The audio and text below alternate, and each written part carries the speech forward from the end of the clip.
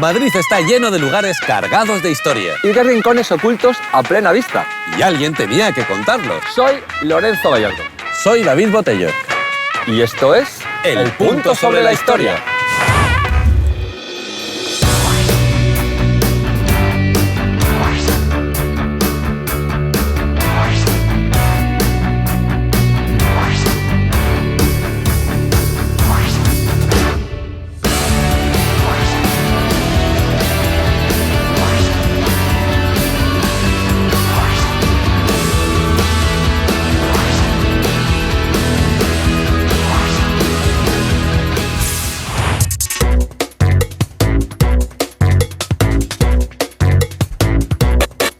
Hoy vamos a pedalear por la historia que hay en los alrededores de Santa Bárbara y la calle de Almagro. Esta ha sido siempre la plaza de Santa Bárbara porque aquí estaba la puerta de Santa Bárbara. Se llamaba así porque estaba al lado del convento de Santa Bárbara. Como veis, no se comían el tarro con los nombres. Era una de las muchas puertas que servían para entrar en la ciudad cruzando la llamada Cerca de Felipe IV. La cerca era una especie de murete de ladrillo que rodeaba la ciudad y servía para controlar quién entraba y salía y para cobrar impuestos. En tiempos de Felipe IV ya lo tenían clarísimo. Hacienda somos todos. La puerta de Santa Bárbara tenía un solo arco de ladrillo. Era tan cutrecilla que se le llamaba Portillo de Santa Bárbara. Cuando triunfó la gloriosa revolución que expulsó a Isabel II, la cerca de Felipe IV fue por fin derribada. Madrid creció de golpe y porrazo, literalmente. Lo que quedaba fuera de la cerca dejó de ser un arrabal y lo que había por estos pagos se convirtió en una zona de casoplones y palacetes. Y aquí estamos nosotros, si es que ya dejan pasar a cualquiera. ¡Empezamos! El punto sobre la historia.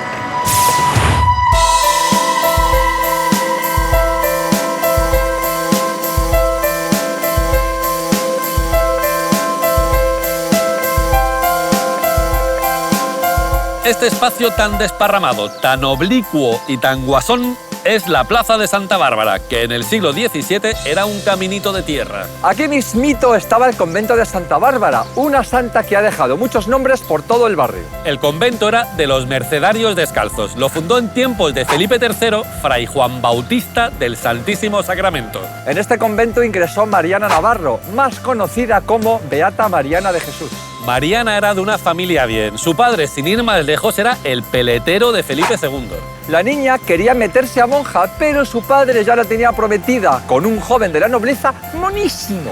Mariana, en lugar de huir de casa como cualquier joven rebelde, se desfiguró la piel del rostro. Lo cual no deja de tener su ironía porque era la hija del peletero, y todo esto para no casarse. No sabemos qué pensó el joven, pero seguro que fue algo así como: si se destroza la cara antes de casarse conmigo, casi que mal, ¿no? Su padre, claro está, se pilló un cabreo de estos de época, le pegó una paliza y la encerró en casa durante 11 años. Por fin Mariana salió de su cautiverio y se retiró como penitente a una casucha al lado de la ermita de Santa Bárbara que estaba aquí. Pronto comenzó a extenderse por Madrid la fama de sus visiones, milagros y profecías. Por aquí pasaron a verla un par de reinas, varios príncipes y un montón de gente del pueblo que la llamaban Taumaturga madrileña. Fue tan popular que poquito después de morir, Felipe IV pidió que la beatificaran. Al abrir su sepultura, su cuerpo estaba incorrupto y flexible y desprendía un olor así como de santidad. Mariana fue nombrada copatrona de Madrid junto a San Isidro. Su imagen custodiaba una de las caras de la antigua Puerta de Alcalá. Su cuerpo incorrupto se conserva todavía en el convento de Don Juan de Alarcón, justo detrás de la Gran Vía. Y así ha sido la historia de Mariana, la hija del peletero. Habría que hacer una precuela o algo. Santa Bárbara es un punto.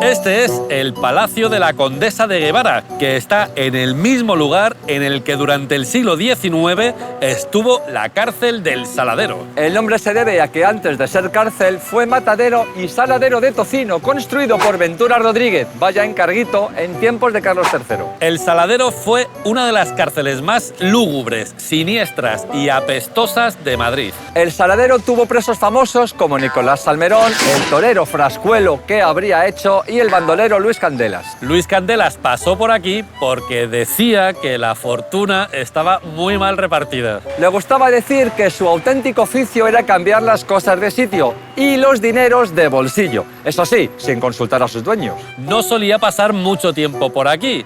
Unas veces sobornaba a los carceleros para que le dejaran salir. Otras veces tiraba de los contactos de su chica, Lola la Naranjera, que también tenía un rollito con Fernando VII. ¡Qué ajetreo! En una de sus estancias conoció a Salustiano Olózaga, que cuando Isabel II llegó al trono era el presidente del Consejo de Ministros. A Olózaga le acusaron falsamente de obligar a la reina niña a disolver las Cortes y a convocar nuevas elecciones. Candelas y Olózaga hicieron buenas migas. El bandolero ayudó al político a escaparse de aquí, de la cárcel, y a cambio Olózaga le metió en la masonería. Dicen que a partir de entonces a Candelas se le podía ver en Tascas con una capa negra llena de símbolos masónicos. Otros liberales famosos fueron los miembros de una cuadrilla de bohemios que se hacía llamar la Antesala del Saladero. Se dedicaban a escribir artículos incendiarios. Los más molones de estos artículos eran los que les costaban unas vacacioncitas aquí en la cárcel del Saladero. Por el Saladero también pasó el cura Merino, posiblemente uno de los reclusos más famosos del momento. Era el cura que le metió una puñalada trapera a Isabel II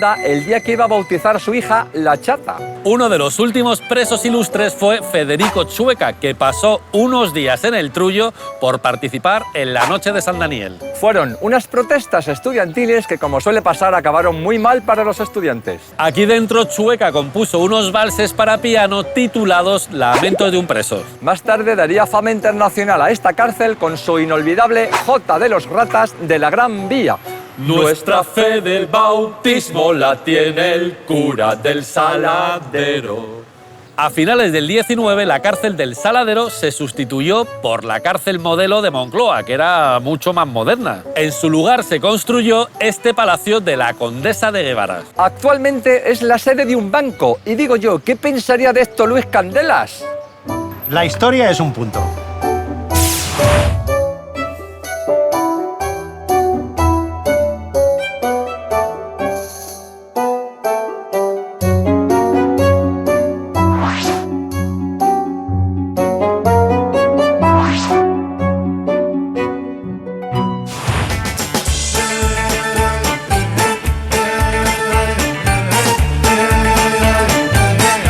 A finales del siglo XIX y principios del XX existió aquí, exactamente más o menos, un circo con nombre de descubridor, el Teatro Circo Colón.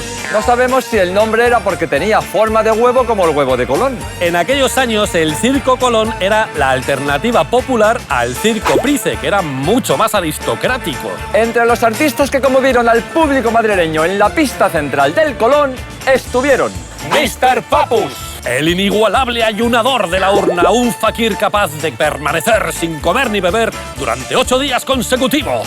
el misterioso Onofroz, un sugestionador capaz de hipnotizar a medio circo y someterlo a su voluntad. La Condesa X, una domadora que se adentra sin miedo y sin antifaz en la jaula de los leones. El biógrafo Lumiere, una portentosa exhibición de películas, fotografías en movimiento. la señora Barcaronov, la impresionante domadora de perros.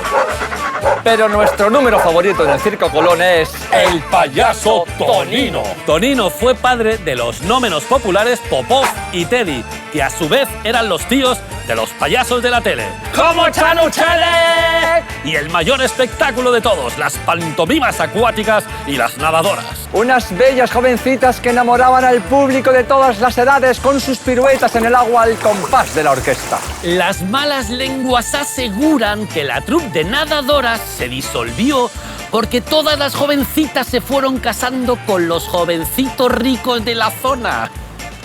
El Colón atravesó una mala racha y pidió ayuda a una ricachona a quien se le ocurrió los jueves de moda del Colón.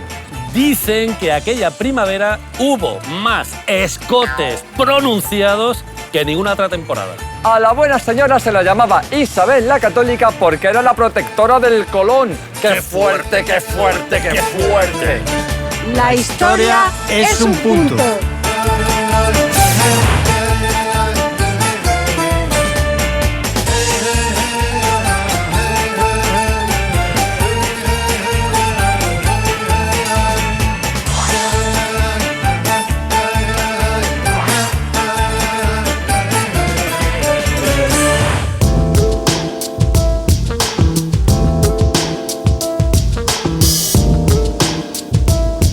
Todo esto de aquí era, en tiempos de Isabel II, uno de los primeros hipódromos de Madrid. El hipódromo de Almagro, el hipódromo de la Puerta de Santa Bárbara o el hipódromo del Paseo del Huevo. Por aquella época las carreras de caballos empezaban a ponerse de moda en Madrid. Por toda la ciudad se improvisaban hipódromos y el Conde de Cuba se montó uno muy pintón aquí mismo. Era un auténtico complejo deportivo para carreras de carros y de caballos. Tenía gradas, Pista central, cuadras cafetería y su propia banda musical que amenizaba durante las carreras. El hipódromo fue un negocio tirando a bastante reguleras y un par de añitos después de abrir tuvo que cerrar. El lugar se lo quedó la Juventud Vascongada, una sociedad que se pasaba los días festivos bailando zorcicos. Y por fin en tiempos de la restauración murió de un ataque de especulación.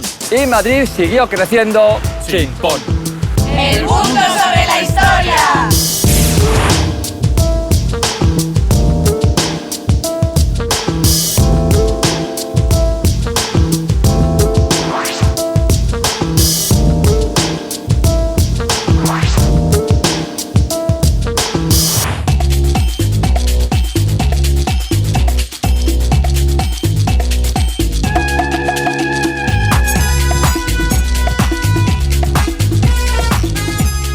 Palacete de Adanero. Aquí estuvo la Casa del Abreviador y además fue la primera sede de la Real Fábrica de Tapices de Santa Bárbara que fundó Felipe V.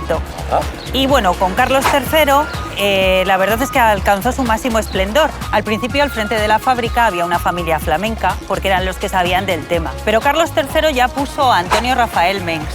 Y fue una época brillante para la fábrica en la que además se contrató a muchos artistas españoles. Uno de ellos fue Francisco Valleu. ¿A que no sabéis quién era su cuñado? Francisco de Goya. ¿Y Valleu sabes lo que hizo? Pues aprovechó y le dijo a su cuñado que se viniera para acá y bueno, le dejó colocado en la fábrica de tapices. Por eso fue que Goya obtuvo el primer trabajo en la corte madrileña en la fábrica de tapices de Santa Bárbara. Aquí estuvo bastante tiempo, cuando la sordera ya le alejó definitivamente de este trabajo. Y en este tiempo pues hizo como unos 60 cartones que sirvieron para decorar, para hacer tapices que decorarían las estancias de Carlos III y también las habitaciones de los que entonces eran los príncipes de Asturias, Carlitos y María Luisa, sus habitaciones en los palacios del Escorial y del Pardo. Carlitos, que es el futuro Carlos IV, claro. Correcto. Los cartones son pues todo un entrenamiento para Goya en el terreno pictórico, porque aprovechó para hacer composiciones bastante innovadoras, rompedoras, incluso con sentido del humor. Si hiciéramos una lista de éxitos de los tapices de Goya, en los 5 primeros puestos yo creo que estarían La gallina ciega, La vendimia, El quitasol, El pelele y El columpio. Preciosos todos, además. Se pueden ver en el Museo del Prado, pero no siempre ha sido así, porque cuando los llevaron allí, al principio pues los enrollaron, los guardaron muy bien ahí en un sótano y la verdad, no se dieron cuenta de que tenían entre manos verdaderas joyas. Ya por fin alguien se dio cuenta y dijo, esto hay que exponerlo al público. En tiempos de la regencia de la segunda María Cristina, la de Habsburgo, las paredes del edificio empezaron ahí a resquebrajarse, el edificio amenazaba ruina y decidieron trasladar la Real Fábrica de Tapices de Santa Bárbara a donde está ahora, que es enfrente de la Basílica de Atocha y del Panteón de los Hombres Ilustres. La fábrica, la de Santa Bárbara, la conocéis. La hemos conocido. Está en uso, se siguen haciendo tapices y alfombras de manera artesanal y además es que se llevaron los telares que aquí utilizaban y los siguen utilizando. Claro, esto significa que tardan como un año en hacer 1 metro cuadrado de tapiz. Ahí es nada. A los que estáis en casa, si no conocéis la Real Fábrica de Tapices de Santa Bárbara, ya estáis tardando. Y acordaos de este dato. Los orígenes fueron en un edificio que estuvo justo aquí. La historia es un punto.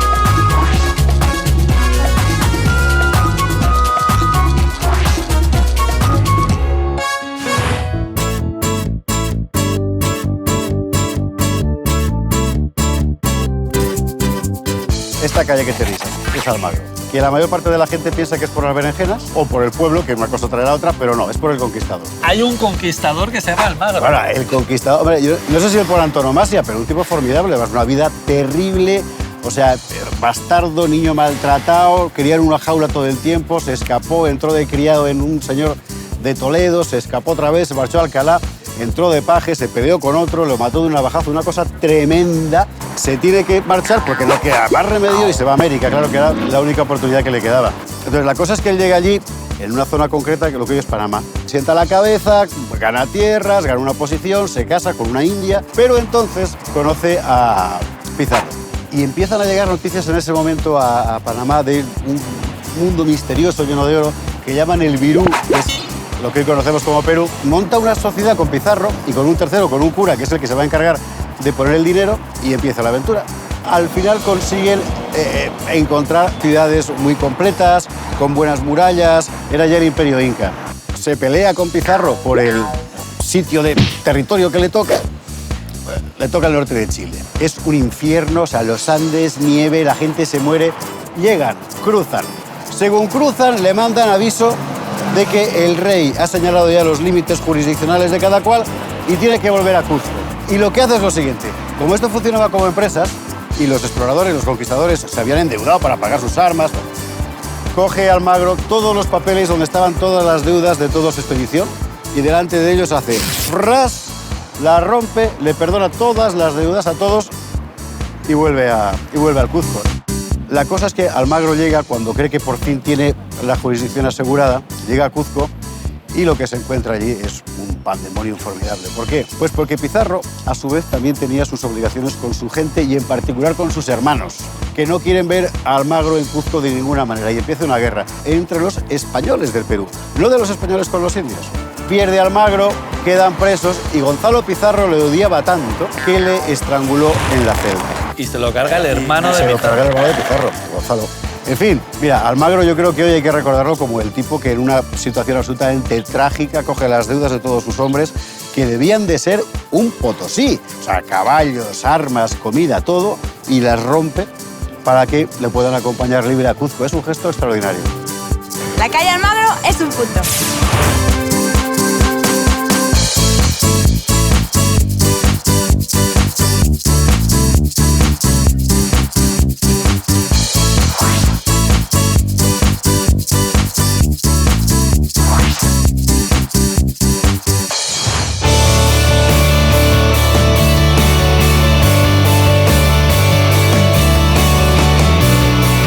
En este lugar, a principios del siglo XX, hubo un chaletito que fue la primera sede del Centro de Estudios Históricos, que dependía de la Junta de Ampliación de Estudios. Poco a poco el centro creció, cambió de sede y se convirtió en una poderosa factoría de trabajos científicos.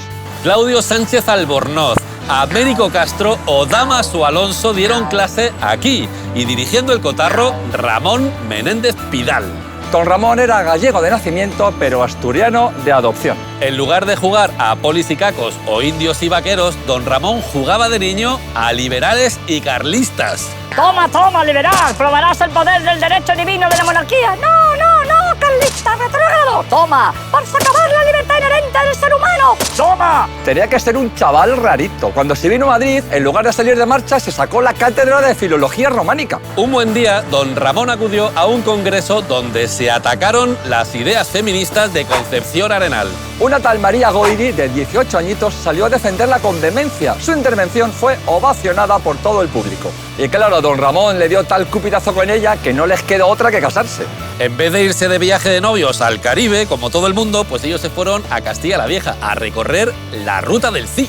Entre besitos y arrumacos, a María se le ocurrió cantar un romance delante de una lavandera. Y a la lavandera, a cambio, se le ocurrió recitarles el romance de la muerte del príncipe Juan, el primogénito de los reyes católicos, que estaba inédito hasta ese momento. Los recién casados se olvidaron del eclipse solar que iban a ver aquel día porque ya poco significaba para nosotros ante el sol de la tradición castellana que allí alboreaba. Don Ramón era un orador regulera, de esos tirando a aburridos.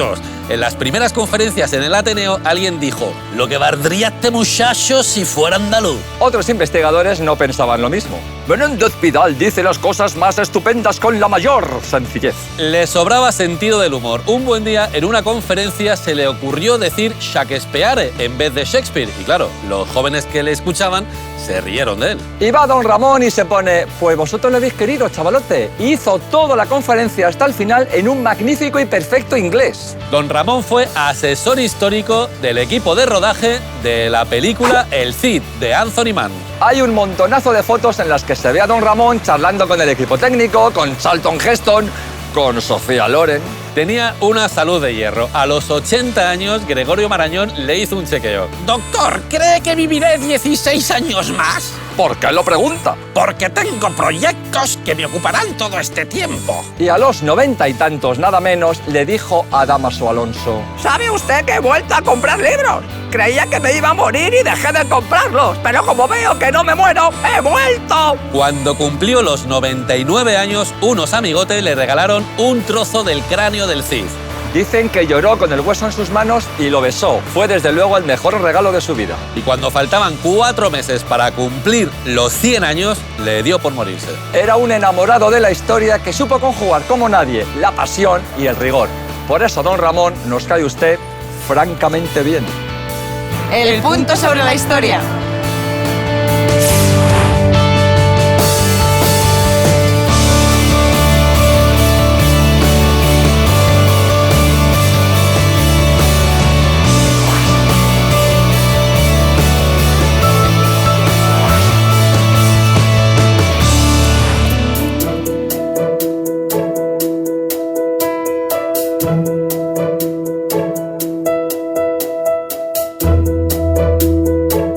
Este es el Instituto Goethe, es la sede del Instituto Alemán de Cultura y aquí, bueno, puedes venir a aprender alemán o bien a empaparse de su cultura. El centro lleva el nombre de Goethe, que es uno de los artistas alemanes más reconocidos en el romanticismo. Surge a mediados del siglo XVIII como respuesta al neoclasicismo. ¿El neoclasicismo qué era? Pues era todo muy cuadriculado, muy racional, y el romanticismo todo lo contrario. Apuestan por la intuición, por la subjetividad un poco también. Se dejan llevar por la pasión, por la rebeldía y por la libertad de la Revolución Francesa.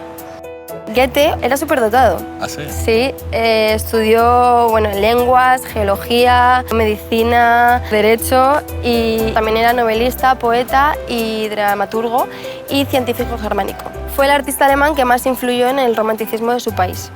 Él se enamoró de una jovencita mientras estudiaba derecho y la jovencita era hija de un banquero. La diferencia social que había entre Goethe y su novia hicieron que los padres de la novia prohibieron la boda.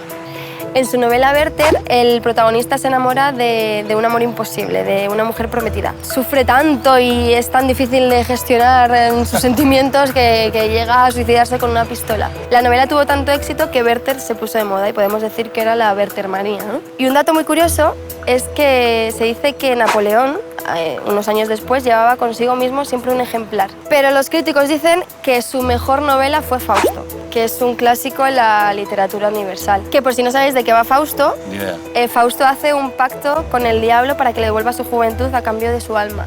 A pesar de que acabó siendo muy famoso y con mucho prestigio y ganando posiciones sociales, tomó una decisión que fue un terremoto social.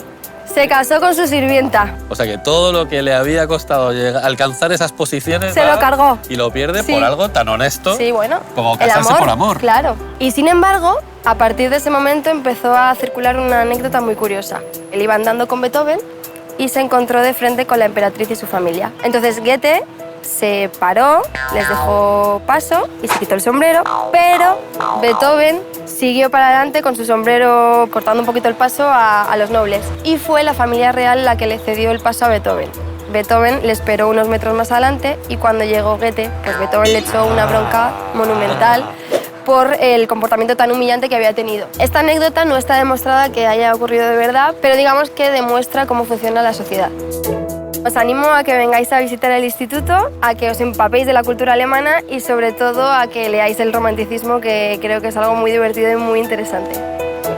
Goethe es un punto.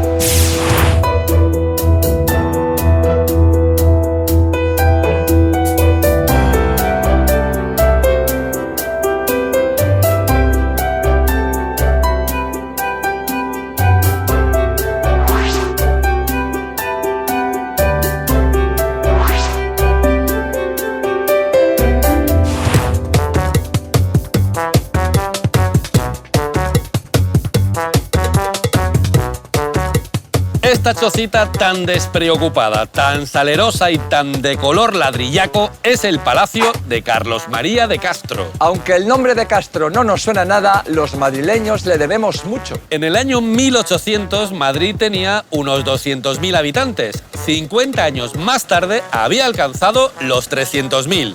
Y no era plan. La ciudad no podía crecer por culpita de la cerca de Felipe IV, el murete que cerraba Madrid. Y no era plan. Con tanta gente acumulándose, la ciudad era peligrosa, olía mal y daba problemas de salud. Y no era plan. El gobierno de turno se dio cuenta de que igual no era mala idea dejar crecer la ciudad. Claudio Moyano, el de la Cuesta, que entonces estaba de ministro de Fomento, le pasó el marrón a Castro. La cosa era sencilla, convertir este villorrio manchego en una ciudad moderna. Castro se inspiró en lo que había hecho Cerdá en Barcelona y se sacó de la manga un plan, el Plan Castro. ¡Planazo! Básicamente se trataba de crear manzanas regulares, perpendiculares, con calles ordenadas, muy ordenadito todo y muy guay. ¡Planazo! Para que el aire se renovara, el plan contemplaba un montón de espacios abiertos, plazas, árboles, jardines públicos. ¡Planazo! Establece calles de diferentes anchuras, 30 metros para las principales, 20 para las secundarias y 15 para las más estrechas. ¡Planazo! Enseguida se aprobó el ensanche y se derribó la cerca de Felipe IV. Madrid, por fin, iba a multiplicar su tamaño por 3. Lo que pasa es que Castro se dio cuenta de que aquello iba a ser una monumental chapuza. Las obras iban lentas. Los planes no se respetaban. El proyecto se fue alterando. Y, vaya novedad, el Plan Castro cayó enfermo de un ataque de especulación. Y no era plan. Eso sí, en la Castellana, en Salamanca y en Chamberí se levantaron los palacios, los palacetes y los casoplones de la gente pudiente. ¡Hala! Ya estáis tardando en dar una vuelta por el barrio para comprobar cómo vivía la gente de posibles en el siglo XIX. ¡Planazo! El punto sobre la historia.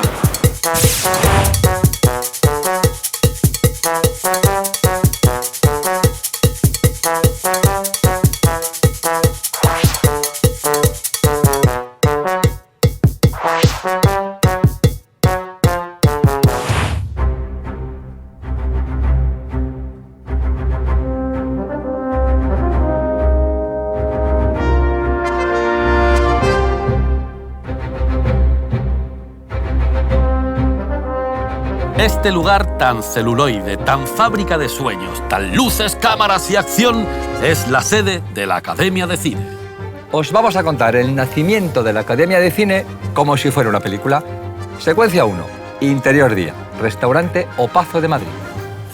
El productor Alfredo Matas convoca a un grupo de personalidades del cine español.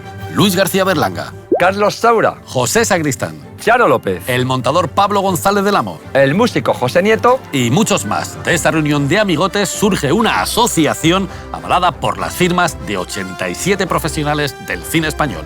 Secuencia 2. Interior día. Rueda de prensa.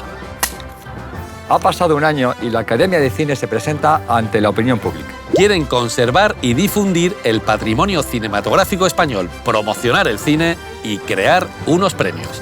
¡Los Premios Goya! El cine español nació en 1897 con la película Riña en un café de Fructuoso Gelabert. Nuestra primera película sonora fue El misterio de la Puerta del Sol, de Francisco Elías Riquelme. Nuestro primer éxito internacional fue La aldea maldita, de Florian Rey, que arrasó en París. También se estrenó en París y al mismo tiempo Un perro andaluz, la impresionante película surrealista de Buñuel y Dalí. Marcelino Panivino fue la primera película española en recibir un premio internacional, el Oso de Plata, en el Festival de Berlín. Poco después surgió el trío de talentos del cine español, nuestro BBA, Bardem, Berlanga y Azcona, nuestro guionista favorito. ¡Amén! Luego llegó Volver a empezar, de José Luis García, primer Oscar a una película española. Y la explosión del cine español con Fernando Trueba, Pedro Almodóvar, Alex de la Iglesia, Pilar Ramiro, Gracia Querejeta, Santiago Segura, Alejandro Amenábar, Isabel Coixet, Iciar Boyaín, Daniel Monzón, Juan Antonio Bayona y tantos profesionales que se dejan la piel día a día para hacer buen cine español. ¡Va por vosotros! Y esto no da para más. Chotos pocos, muchas risas y el punto sobre la historia. La historia es un punto. Un saludo para